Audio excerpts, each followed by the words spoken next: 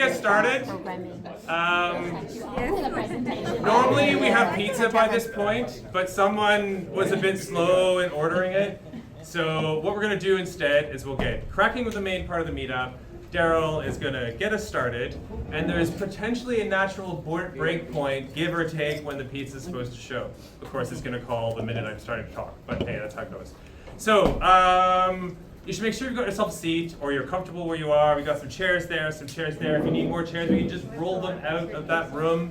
But yeah, get comfortable temporarily, because we will move around today. It is not just a sit down and listen kind of thing. So, as we get going, this is the Melbourne Business Agility Meetup. We're loosely affiliated with the Business Agility Institute, which is it's a private research entity that likes to look into how people work and how we could possibly make that better. It's a very changing field right now, so I think they're moving to a pure research basis. But yeah, we enjoy Evan's support in keeping this cracking. We meet the first Thursday-ish of every month most of the time, but not in April, because that's just going to be before a long weekend, so we'll stay tuned for an announcement on that. But tonight, we're going to have Darryl talk on delivering faster through value stream mapping and flow efficiency. But before we get to Darryl, a few really important things. So we're being sponsored by Teamform. They allow me to grab some pizza and drinks, which is always really fantastic. It means I don't have to spend a ton of time getting this going, because I could just do that. So they would really appreciate if you can scan said QR code, because as a SaaS vendor, SOC 2 compliance, we need to have a nice record that shows who's been in and out. There are toilets at the far end.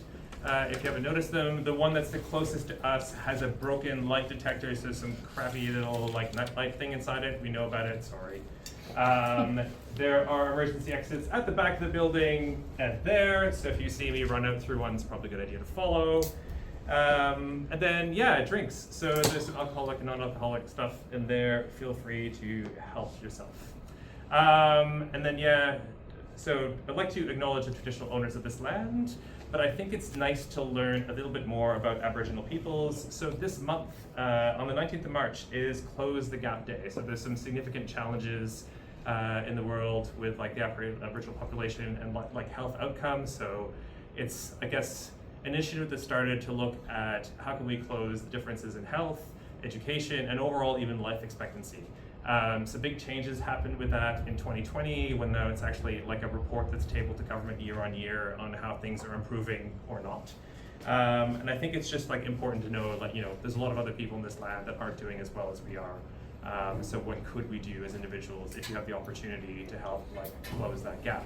Which ties in really nicely with what Darryl's going to speak about of just closing the gap. I know it's a bit cheese, but it's a different scale of problem here. But as we're working on delivery or what we do day to day, is there ways to get the important stuff sped up faster? Darryl started his career in the world of IT and project management. About a decade in, he's like, oh my gosh, the way this happens is horrible. There's got to be a better way. And instead of going to cloud school, actually put this stuff in and just discovered, basically moved into the agile coaching space, the training space, and really went to look for those more humane, better ways of delivering, that treat people well, both when they're working for the company, but also as their customers, to end up with better outcomes. So with that, Darryl, would you like to take it away and talk to us a little bit more? Thank you. Thank you, Martin, for that fantastic introduction. Hello, everyone. So today I am here to talk to you about delivering 3-year projects in 3 months. So that's me, and you can see a little bit about me there. So, as I said, I'm going to talk to you about delivering 3-year projects in 3 months.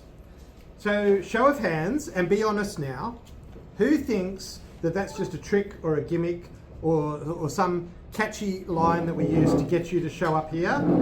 Yeah, okay. Okay, thank you for your honesty. You're the Princess Bride. And who thinks I'm going to tell you to just get AI to do all my work? Okay, all right, a few, all right. And who thinks I'm going to tell you just cut 11/12 of the scope out? Oh, that's the most. Okay, nice. And lastly, who is not going to put up their hand no matter what I say. Okay, thank you. All right. So, firstly, this talk, part of it is about value streams. So before we can get into using them, we need to know what it is, okay? And so to get everyone on the same page, let's talk about what does it mean to identify a value stream. So a value stream always starts with a question of who is the customer that we are creating value for? And when we say customer in this context, we don't necessarily mean like an end retail mum and dad customer, right? A customer is anyone that you create value for and deliver that value to. They're a customer, okay? So that could be an internal person, right? It could be a leader. Maybe it's a regulatory body. It could be your team creates something for another downstream team. They are your customer, okay? So customer is a much broader meaning than just somebody walking into a shop, yeah? Okay, so first question, who is our customer? We're creating this value for someone. Who is that? Next question, what is the event or the trigger that gets this ball rolling that says we're going to create this value? Okay, so that could be a customer places an order on our website. It could be a staff member raises a help desk ticket. It could be somebody in the organisation has a bright idea and says, hey, why don't we do this? This would be a good thing, right? That starts a ball rolling. Okay, so all value streams start with some sort of event or trigger, okay? The next question is, okay, so what are the steps that we follow once that trigger has happened to create value? Okay, there's going to be a series of things that we do that create that value for that customer. And then the last one is, what's the value exchange at the end? So a value stream always ends with us exchanging something of value with some customer. Now, often the value exchange might look like we give a customer a product and they give us something in exchange. What might they give us? Money. Money, right? We all like that. But it's not always money, okay? Anyone ever sign up for an email newsletter? Yeah? Now, you say, okay, what I value is your information, your blog, or whatever it is, the research, yeah? So that's the value I'm getting. What's the value we give them? It's not money. Data. Data, right? We give them our contact details. That data has value to them, doesn't it? Right? So there's always a value exchange, but it's not always money. So that is the value stream. It has a trigger, right? It has a value exchange with a customer, and it has a series of workflow steps to create that value, okay? Now, the really important takeaway point from this value stream concept is that we need to do the whole thing from end to end, okay? From concept to cash, from vision to value, whatever it might be, not just a little bit in the middle, right? Who can think of an example from end to end, a whole value stream? Who's got an example they can think of? Yes. Accident to active management. Ooh, okay, I like it. So an accident happens, that's the trigger. Then there's a set of steps, stuff you have to do. Then the exchange at the end is? A decision on whether or not you're covered by your insurance or not. Ah, okay. And that's value. What value do we get from knowing we're covered by our insurance? What might you call that? Peace of mind? Yeah? False sense of security. Well, it could be a sense of security. Whether it's false or not might depend on your policy, right? But there's definitely an exchange there that we go, okay, that's done now, yeah? Everyone get the idea? Excellent. So this value stream, we're going to use this concept. Now, how might we measure a value stream? How might we assess, is our value stream healthy? Is it doing well? Is it in a good place? What might the customer care about? If you order a new shiny iPhone from Apple, okay, you place your order. From the moment you place the order, there's only one thing you think about. What is it? When am I going to get it? Yeah. When do I get it? When is my hot little hand going to be holding this shiny new iPhone, yeah? That's the only thing you care about. So in a value stream, we call that the lead time, okay? What's the only thing the customer cares about? The lead time. So lead time is one important measure for a value stream. But it's not the only one. There's another one. And this one is the heart of the talk for tonight. and this is called the flow efficiency. Okay? Now, flow efficiency is a measure of how much time are we spending making the value stuff versus how much time is it waiting. Now, let's have a look at an example. So this is a fictitious example, obviously, okay? But just imagine that you've got some process where someone requests a piece of work to be done. That's the trigger. Then we've got some workflow steps involving, somebody has to triage that request, they have to allocate someone, and each of those steps has an amount of work time that it takes them to do that step, yeah? So if they are to process that request, then let's be generous and say that might take an hour. Why? Well, maybe they have to look up certain things and, maybe they have to compare a report or whatever it might be. Maybe they have to look and go, do we have all the information in this request to process it? And maybe it doesn't, so it has to go back and, well, you didn't fill out this field. Whatever reason, let's just say that it takes an hour worth of work time, okay? So then they send off an email to the supervisor of a team to say, yes, this piece of work is approved. Can you please allocate someone to do it? Yeah?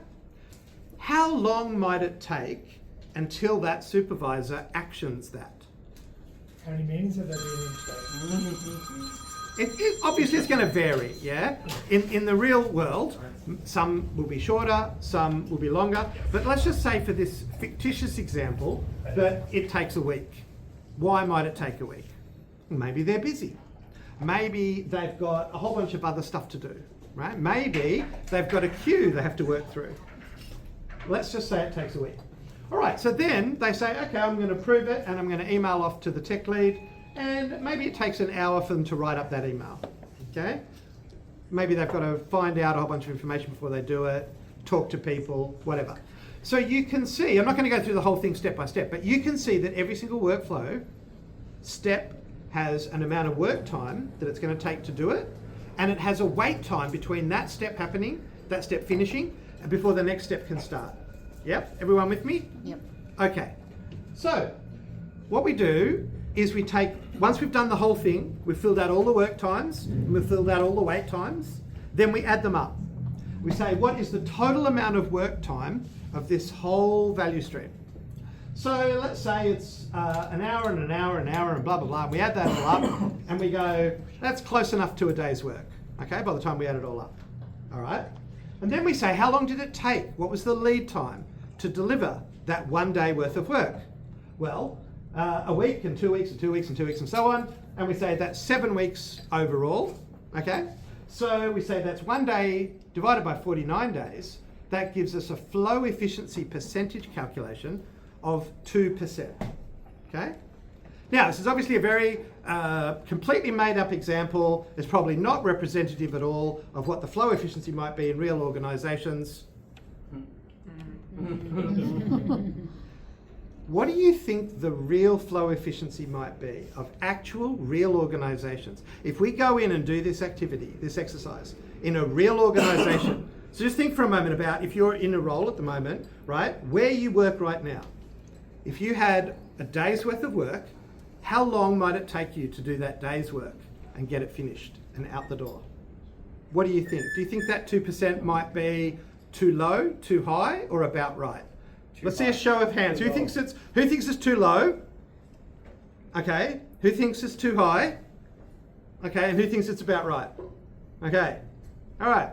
So obviously there's going to be massive variation here. Yeah. You'll find ones that are lower, ones that are higher. But here's the shocking thing.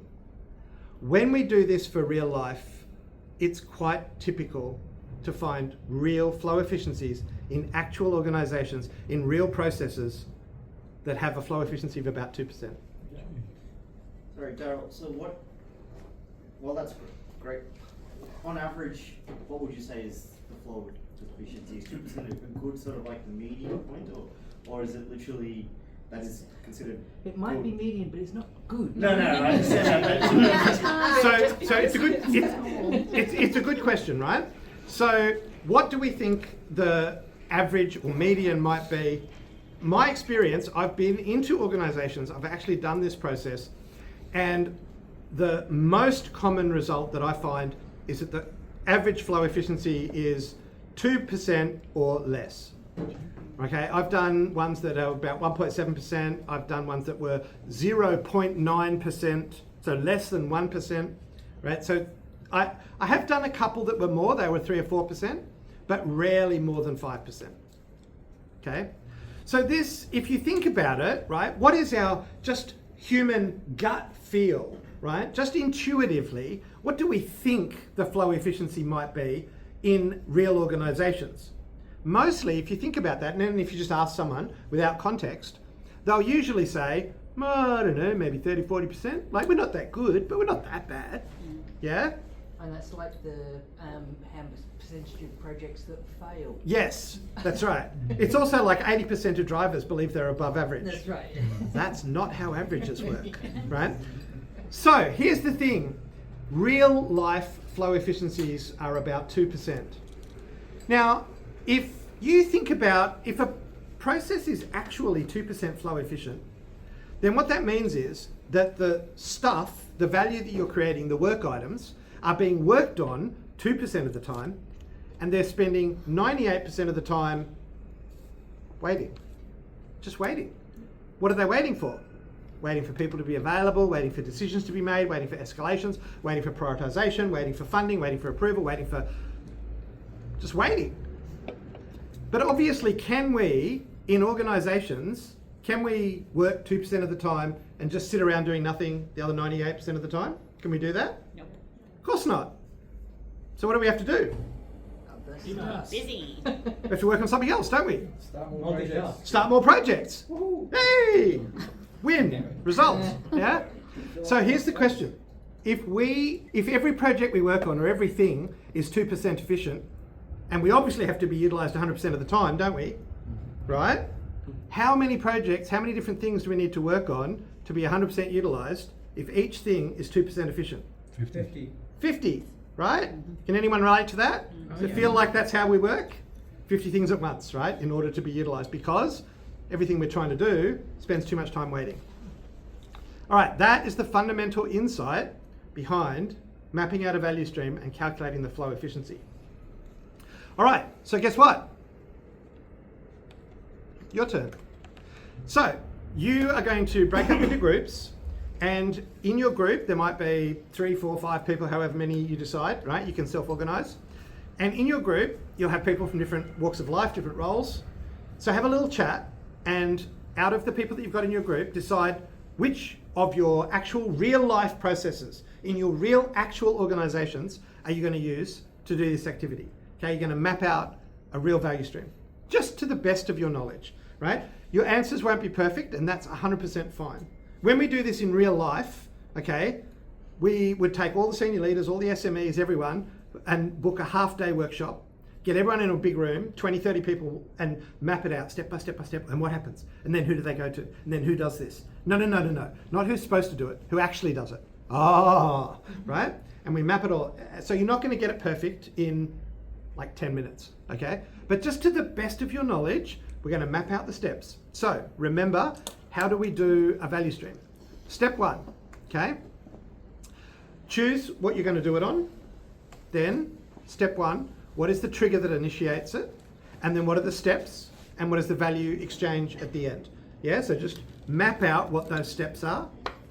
Then, for each work item, each step, estimate, just to the best of your knowledge, just gut feel will do for now, okay? How much do you think is the work time of that step? And then what do you think might be the wait time until the next step can start? Then, calculate the total lead time from end to end, okay? And then, the flow efficiency is the work time divided by the lead time as a percent. And then we're going to have some fun by reporting back. We're going to hear what everyone comes up with. And the challenge to do this activity is we're only going to do 10 or 15 minutes, so don't go into too much detail.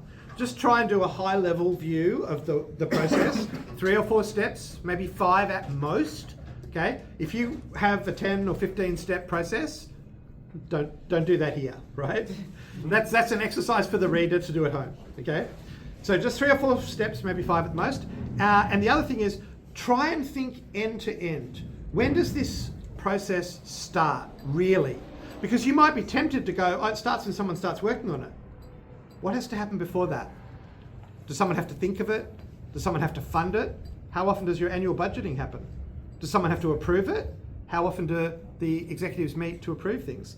Does it need prioritization, mobilization, and then a team to work on it? And then it has to wait for a CAB approval to get a deployment window. How often to change approval board or change advisory board, right? And then how long does it take to transition into operational support? Whatever it might be, whatever your process is, try and really challenge yourself to think really end to end, and then have a go at working out your flow efficiency, and let's see what numbers everyone gets. All right, sound like fun? Yeah. No? Are you going to do it anyway? Yeah. Excellent. All right, let's go. So as we break to do this, there's a couple of things. We've got some of these flip chart board things. There's a bunch of Sharpies. There's also some whiteboards you can choose to use. Please use the right marker on the right surface. And a couple of pieces of pizza, whatever each. I think there's 6 of them there that are vegetarian in some form and 4 that aren't. So yeah, maybe that helps keep you on task. Fueled up. Yeah, fueled up. Love it. All right, let's go. How many people did it have? How many people Make did a it have? team. I think they said about a team of 5 to 6. Okay.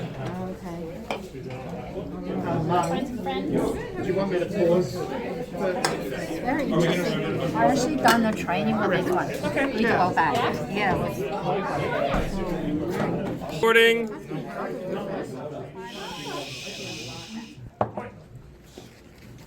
Alrighty. Alrighty. So, excellent work, really good work. I'm going to give you an opportunity. If you got to a number, okay, a flow efficiency percentage number, then I'm going to give you an opportunity to say what it was. If you want to, you don't have to, but if you got to one and you would like to tell us what it was, then let's do that, okay? So, who wants to talk for the group that was around the corner here? Somebody? Sure. What? So just tell us, what was the process that you used and what was the flow efficiency percentage? The process we used, we called help. Help. Hired. So it's hiring for a new role? Yeah. Okay, so I need someone Yeah. until I get someone. Until they start work. Excellent. So from when I identify I need someone, that's the trigger. Okay, until they land on start on day one, right? That's the value exchange. Great. And then what was your flow efficiency? 5.5%. 5.5%. Pretty good. Really high, right? Really good. Yeah? Really? Congratulations. Well done. Give me a clap. All right. Who wants to talk for the group that was here? How many? I'm going. Yeah, you got it. Always choose the person who's eating. Yes, correct. Always. And always voluntold someone. Yeah. You heard of voluntold? That's when someone Yeah. tells you you're volunteering. Yeah. All right, So go. we did a new support of a development item. So it's a claim format that needs to go through a system. Okay, so it's a development item going through the system Yep. to go Process. live? Or Yeah, being Yep. identified to be developed Yep. through prioritization to live. Okay, wonderful. And what was your flow efficiency percent? 4% if we do a calendar, Yep. or 5.7 if we do a working week. Oh, okay, if you only include, so don't Yes. include weekends. Yes. Okay, so 4 to 5%, yeah? Again, really good, really high. Excellent, well done. All right, so the group that was over here, how did you go? Did you get to a percent? Yes. You did, okay. Do you want to tell us what was the process? Yeah. Okay. It's like quite a nerdy project. A nerdy project, we love those. Okay, cool. Can I say about this? Yeah. Just quickly, it's Yeah. like a medical app, like a virtual robot. A medical app. Yes. I love it. Yeah, Okay. So we make it from ideation and get some funding. Okay. And we secondly put it as a development stage Okay. and testing and peer review and approval. So Wonderful. just this process. And Okay. The flow efficiency would be 4.9%. 4.9%. Okay, great. Really good. Okay, give me a clap. Well done. Is that a real world example? We would like it to be. Okay, and then the group down down the corridor. I think the main lesson from this is don't pick up the board. Don't pick up the board. No, because if you pick up the board, you're the one that has to talk. We did ordering pizza like an app, right? You press buttons like this is gonna be blazingly fast. Okay, No. ordering pizza. No, ordering pizza from like Patoink. Yep, Patoink. To ding, shows up, drops a bunch of pizza boxes. Right? Yeah. Okay. 43%. 43%. But like this is the most juiced process that I think exists. Correct. Planet, right? You think about it. So these organizations that are delivering like, fast food or whatever, like they pride themselves on getting it as fast as they can, right? So they would have put a fair bit of work into optimizing their process, and like a really, really crazy high one might be 40%. I was expecting like more than 50, just by the way. Yeah. When you started this. Yeah. You just told us you ordered pizza this afternoon. Yes. Yeah. So think about like an example like Amazon, right? You can order something at 6 o'clock at night, it's on your doorstep 8 o'clock the next morning. How much do you reckon they've optimized their value stream? Pulled out all the waiting times, the waste, yeah? A lot. Excellent. Give them a clap. Well done. Great job. So, from that process, ordering wise, yes, very good, but from a value delivery can be quite value accretive at times because of the fact that I didn't go to Amazon, but I went to eBay, and they were like, yeah, we're not doing that one-day delivery thing because it costs more than it actually. It's like a lost leader funnel for them, right? They want you to buy Prime, and that's how they make their money. Sure. Yeah, but if you own all parts of the chain, cost is immaterial. Okay, eBay has to hire somebody to deliver it. Okay, and Amazon absorbs it all and cross-subsidizes. Yeah, so there definitely will always be a point at which your value stream is so optimized that it's not worth the investment to optimize it further. Are most organizations at that point? No. Most organizations are a long way from that point. All right, so well done everyone. Good job on mapping out your value streams. And hopefully this has brought home to you that it's real. Like flow efficiency percentages of 2, 3, 4, 5% is real in organizations that we deal with, that we work in. Okay? So, what do we do about that? Where to from here? Okay, let's have that conversation. Now, something that might surprise you is that this is not new. Okay? So you may have heard of a guy, fairly famous guy, once upon a time, whose name was Taiichi Ohno. He is the father of the Toyota production system. So approximately 80 years ago, he said this, okay? All we are doing, right? All we are doing is look at the timeline from the moment the customer gives us the order to the point at which we collect the cash. And then we are pulling out the waste, okay? We are reducing the timeline by removing the non-value added waste. So we talked about how we're going to identify who is the customer and what is the value we create for that customer, and anything that we're doing that's not adding value to that customer is waste, okay? And in most organizations, those non-value add wastes show up as waiting, delays, okay? So, not new, but most organizations have not taken this ancient wisdom, you could say, right, to heart and integrated it into their DNA. Another fantastic resource that talks about this is the book Project to Product. Okay, Mick Kirsten, great book. He talks about how most organizations are not ready to scale delivery. Why? Because they don't think about the whole journey, right, the whole value stream from end to end. Right? What they do is they look at this tiny little bit in the middle and they go, that's the time we spend delivering, like building stuff, right? Writing code or whatever it might be, right? And we go, that little bit there in the middle, look how good that bit is, right? Great, we're so freaking agile. It still takes us 2 years to get a 2-week piece of work to a customer, but we're really agile about that 2 weeks. Is that good? No. Well, it's better than not being bad. But realistically, does the customer care? No, right? Customer doesn't care. I'm sure no one can relate to this though. No one's worked in an organisation that looks like this though? Never. No, I didn't think so. All right, so here's the big question, and for many people, I'm hoping this might be the light bulb moment of the talk, okay? So let's imagine for a moment that we are, like that customer, that large insurance company that shall remain nameless, insurance, right? Where a 2-week piece of work took them 2 years to get out the door. So let's just split up some numbers. Okay, let's imagine their value stream looks like this.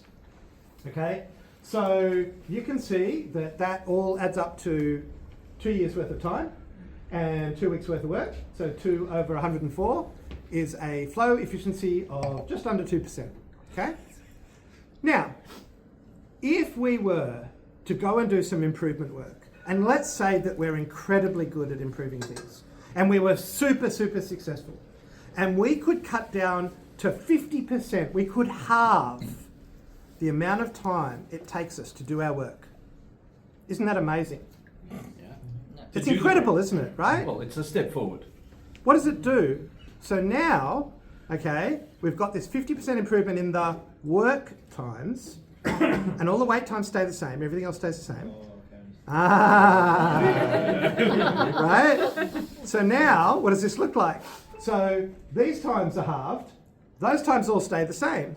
So now we're delivering 1 week's worth of work in 103 weeks, and our flow efficiency now looks like, bow.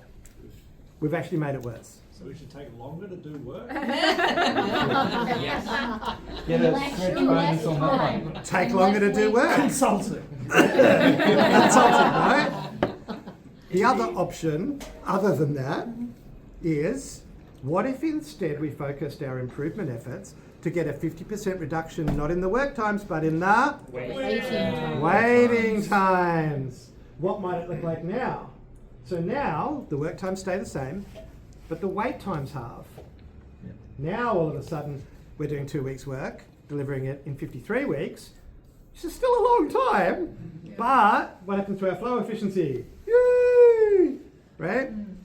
Think about from the customer point of view, they wait 1 year instead of 2. Massive improvement. Yes. But surely we're getting lost in flow efficiency rather than what matters to the customer, which is lead time. Well, this is the lead time, isn't it? You think about it. What is the impact of the lead time when we did the improvement on the work times? The improvement to the lead time was 1 week out of 2 years. So is the customer happier? Yes, of course. I suppose. Instead of 2 years, you're waiting 2 years minus a week. Yeah. Woohoo! But if we focus on the wait times, the customer, instead of waiting for 2 years, waits 53 weeks. That's better. It's way better, right? So this is the big key takeaway. Where should we focus our improvement efforts? On the work times or the wait times? But where do we focus our improvement efforts in real organisations? Work time. On the work times, right? We do it the exact opposite way around to what we should do. And if you really want to look at it, I would suggest that for most organisations, they should probably completely ignore their work times and not bother trying to improve it at all initially, and solely and only focus exclusively on their wait times, because their wait times are way, way, way bigger of a problem than the work times. So some people like a formula, right? Rule of thumb. I would say focus on your work times and your wait times in a proportion that is equal to your flow efficiency. If your work spends 98% of the time waiting and 2% of the time being worked on, then you should focus on the wait times 98% of your improvement efforts and only 2% on the work times. And if you got your flow efficiency up to 50% or 40% or whatever, first off, amazing. But secondly, fine. Then you can spend half your time improving the work time and half your time improving the wait times. Okay? But until you get up there, you should be spending more time working on the wait times than the work times. And if organisations did this, would make a huge example, a huge difference. Why did I say example? Because I looked at the next slide and it's real life examples. So, you might be sitting there going, yeah, okay, that all sounds nice in theory, but does it actually work? Okay? So, here is an example, real life example. So, this was a small business overdraft that Westpac offered. And you imagine a small business, if they've got an overdraft product that they might be interested in, small business might be like a tradie, right? Like a carpenter, a plumber, something like that, yeah? They often work on 30-day payment cycles, don't they? Right? So I invoice, and then 30 days later I get paid, and then I can pay my subbies or buy materials for the next job, whatever it is, yeah? So how soon do you think they might need the money if they identify I'm going to have a cash flow problem? How long might they then need the money in? Max 3 weeks. Max 3 weeks, right? So, how was their overdraft product performing? 12 weeks. 44 days. It was taking 44 days from the time the application was placed until the time that the money was in the account. Now, does that work? No. So they were like, why? Why are people not taking this product? Well, because it doesn't actually give the customer the value they need, yeah? So they were like, okay, what's going on? But all the teams were reporting that they're all green. We're all meeting our KPIs. Everything's green across the board. There's no problem. Everything's fine. But is it fine for the customer? No. So why? So it turned out they hadn't mapped the whole value stream. They were missing bits. So when they actually looked, there was a wait time between the first step, like that trigger, where a customer puts in an application, and it was taking 15 days before the banker would get to that application in their queue and call the customer back. 15 days. But here's the bit, their clock didn't start on the application until the banker called them back. So that 15 days wasn't showing up on anybody's dashboard. Everyone else was saying, oh, we're all green, green, green, because that bit of the value stream was missing. So what did they do? Well, they said, why don't we get a banker, a risk person, a product person, and a few other people in a room, and when one of those applications come in, somebody walks over and hands it to them. They have a talk amongst themselves, and then the banker gives the customer a call. That step from 15 days drops to 2 hours. And the customers were saying, what's happening? Oh, I didn't expect anyone to call me so quickly. Right? Just that one change, that one little thing took their overall timeline from 44 days down to 29 days. Now, is 29 days less than 30 days? I mean, technically. Not if it's on a Saturday. Right? So is that, are they finished? Are they done with their value stream optimization? No. But is it a pretty good start? Yeah. Pretty good start, right? It's still an MVP. An MVP, right? All right, so that's one real life example that I was actually personally involved with. But here is another example, and this is where the title of the course came from. Ask a question, please. Yes. On that thing, what did they try to use AI? No, no. This is before AI. I'll talk about AI shortly, but here's one of the things, and this is why I asked you at the start whether you thought that you were going to come here and I was going to tell you that you should just get AI to do all your work. If you got AI to do all your work and you cut your work times down, what does that do to the lead time? Nothing. Not much, right? Because your wait times are still the same. Your flow efficiency actually goes down, right? So the answer is not just get AI to do all the work. The answer is, what do we do about these wait times? So yes. Did that increase the cost? Did it increase the cost? Yeah, so you cut down the 15 days to 2 hours, but then you got people in one room talking about this. So those people, you need to pay them, right? So of course. Before like that 15 days, you didn't pay for those people, the risk manager, those people that are in the room. Sure. Did that increase the cost? Well, of course it does. And does it increase the revenue? Mm-hmm. But I mean, But does it actually extra people, or yeah, is hang it on, just what you need to changing consider the way that people work? is the way that they've changed the process.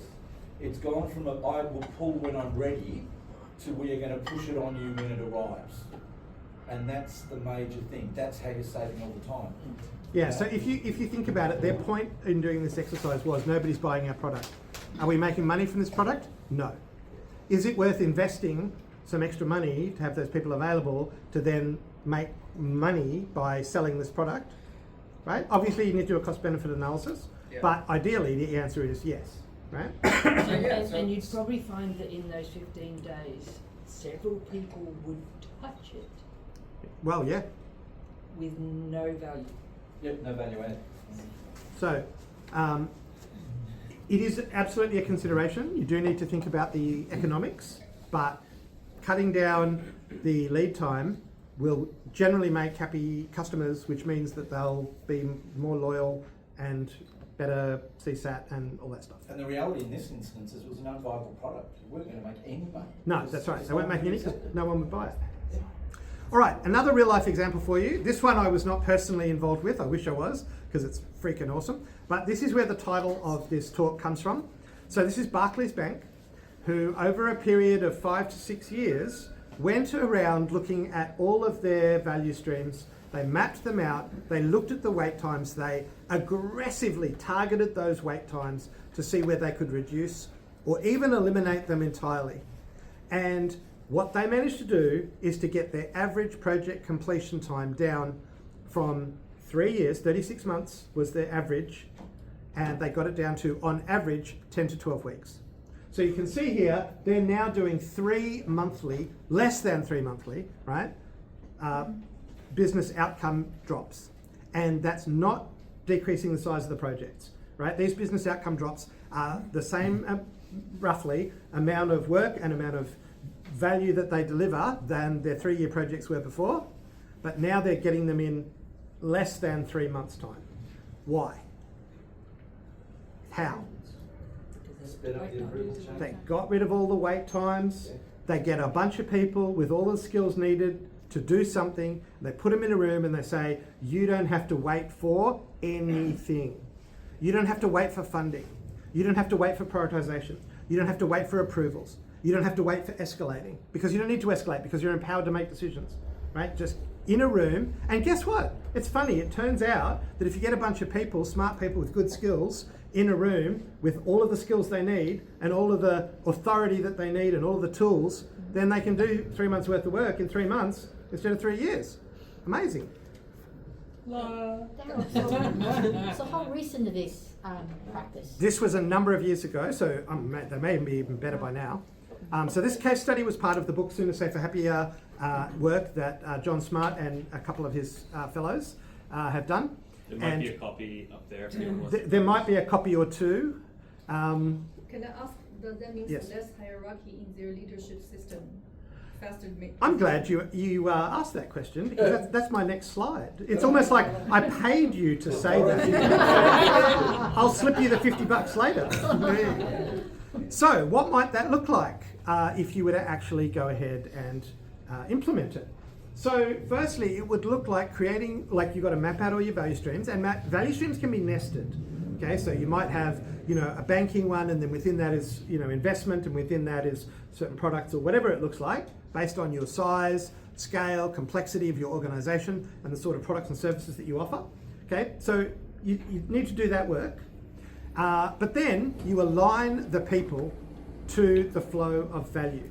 So whatever that flow of value is, whatever that value stream, that needs certain people, it needs certain skill sets, it needs certain experience, it needs access to tools, to data. Whatever that value stream needs, you give it to them. And then try and make it as long lasting as you can. And that means everyone they need. Yes, that means the business too. So in organizations that still have this divide, right? They have this massive chasm between tech and the business, right? They even call them the business, right? Anyone ever heard the business? Yeah, right? Why do they call it times every day? Think about that term. What does that term do? The business, right? It's us versus them, isn't it? It's there's a hole on your side of the boat. Yes. There's a hole in the boat. It doesn't matter what side it's on. Over the actual fence. Yeah, because we're all in the same boat, right?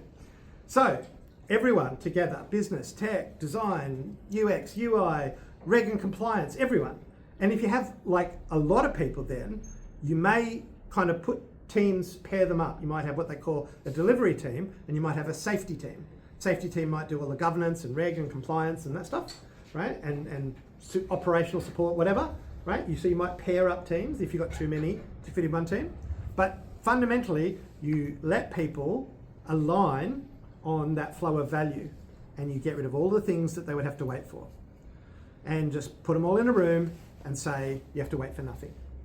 What would it take for you in your organizations, I don't mean you individually, but you plural, right, generically, in our organizations today, what would it take for you to be able to get a group of people that have everything needed to create some value, and what would it take for you to be able to set it up to say you don't have to wait for anything, you never have to wait? That's the question to ask. What would it take for them to never have to wait? What decisions do I need to make? What structures do I need to put in place? What funding do I need to have? What authority do I need to give them? What do I need to do so that they never have to wait for anything? And then you get 3-year projects in 3 months or less. What is the longer term governance and risk management process built into that? In a sense that you're rushing it through now. So we're not rushing it without governance, risk and compliance. Now, if Evan were here, right, he would say that governance and risk and compliance is his favourite topic, right? So GRC, governance, risk and compliance, is what enables us to go fast. We can only go as fast as our GRC will let us. It's like the brakes and the steering wheel on a motorbike, right? If you don't have functioning brakes and steering wheel, trying to go fast will just lead to death. But if you have good brakes and steering, then you can go as fast as the conditions allow, right? So it's about balancing speed and control. So when you do a model like this with your value streams, you would get all of those people who do the governance and the risk and all the compliance stuff, and they are in the teams. That's what we call a safety team, right? So they're not someone else at arm's length, and they're not a blocker saying, no, you can't, I'm going to slow you down. No, they're in the value stream because they're needed to create the value. Yes? One of the things I do with these sorts of discussions is start off by talking about discovery and then actual process that we're running. Because I've run into a hassle in the past where during discovery, waste isn't necessarily bad because you can be learning, you're doing all sorts of things. It's just not delivering process. And you've got to put in the brains of senior management the difference between discovery and actual process, because waste does not exist in discovery because you learn things. And I've had the situation with senior managers saying, oh, we're just wasting time and doing experiments. And you say, no, different mindset. So I don't ever see that as waste. One of my favourite. No, because you're learning. That's right. There's different sorts of waste. One of my favourite sayings is, it's only a failure if you fail to learn. Yes. All right, I'm going to bring it back because we've got a couple of slides left and then we're going to wrap it up. So, one of the big things that does naturally come up whenever we're talking about anything at the moment, of course, is, so what about AI? Okay? Anyone seen a LinkedIn post where someone says, my developers are now 10 times faster or 50 times faster or something? Yep, I have all the time, right? So is that like, for how many organizations do you know where the speed at which the developers write lines of code, that's the bottleneck for the organization? Anyone ever seen one? Yeah, no. Single person org. Even then, they do more than just write lines, right? So even then, ultimately, everything that you've just learned about value stream mapping, right, can help to show you and help you articulate to people that very rarely, if ever, would AI being used to do the work faster be the thing that you need to focus on the most, right? Only if you are up over 50% flow efficiency, right? For the other situations, for most organizations, instead, it's, well, should we spend our time on the wait times, right? That's the bit that's going to help us the most, but what does most people spend their AI time and money on? One little bit of the value chain one little part of it, and it's a work time that they're focusing on, right? At most, you could get a couple of days benefit out of that out of several years. So where should we focus our AI use? Again, right? So how do we do that? So 2025 in the world of AI was all about prompt engineering, okay? That's so last year. 2026 is all about context engineering, okay? Providing the context for AI to work because it doesn't have that context. And it's all about agentic AI agents, right? Everything 2026 is just going to be all about AI agents. Right, so what we do is we get AI agents and humans working together in partnership to target those wait times and bring them down, because that is where we can see ridiculous ROI. Like if we could get, imagine, you know, these value streams that you guys just did, 2%, 3%, 4%, right? If you could get those wait times down, you could 10 times or 12 times your speed to market, yeah, your speed to value. That lead time would come down by a factor of 10 or 12, just like Barclays Bank did. But imagine if you could, there's still heaps of room for improvement over that, isn't there? You got it, but 10 times gets up to 20%, 30%, 40%. There's still room for improvement. So this is where the key is going to be. So I would also, even though we're going to focus mostly on the wait times, even on the work times, if you are going to spend time on them, and everyone is going to because it's the new shiny toy and we all want to play with the new shiny, right? And I put my hand up, I'm guilty, right? So we want to play with the new shiny. So we're going to spend some time with AI on the work time anyway, right? So what I would say is consider taking each one of those each one of those workflow steps and divide it into two sections. What is the AI going to do and what is the human going to do in this step? Right? So maybe it's like the AI is going to do a bunch of this work and then a human is going to review it. And then we go to the next step, next step, next step. Each one of those potentially has a two-parter to it. So think about what's the AI going to do, what are the humans going to do? All right. Don't forget, when are the humans going to sleep? Yeah. Well, while we still need to sleep anyway, until we all become cyborgs or something. The last thing that is really, really a great thing to do, really high potential for use of AI, is to automate the use of gathering info from all over the organisation, from all the different systems, from everywhere, pulling it together and make it visible in the form of dashboards so that you get rid of a whole bunch of time spent doing reporting and status updates and meetings and whatever. Make your information available on demand, make it self-serve, and have it open for whoever you're allowed to give access to, right? So that people can go and see for themselves. They don't have to interrupt you. So when's that piece of work going to be done? Well, it would have been done sooner if you stopped asking me, right? So use AI for that. It can pull together information from lots of places and make it really available in one place. And to make wait times more visible. Yes, make those wait times visible. That's the key. All right, so key takeaways. Firstly, identify and map out your value streams. It's a major, major aha moment, a huge penny drop moment when in an organisation they map out that value stream and they see what that lead time is and they see what that work time is and they see that flow efficiency number. And I've had multiple occasions where you show a senior leader that and they just turn to you and say, what do you need? Because we've got to do better than that. What do you need? Right? So really, really powerful. Just that by itself. Next step. Optimize the whole thing, the entire value stream, all the way from start to finish.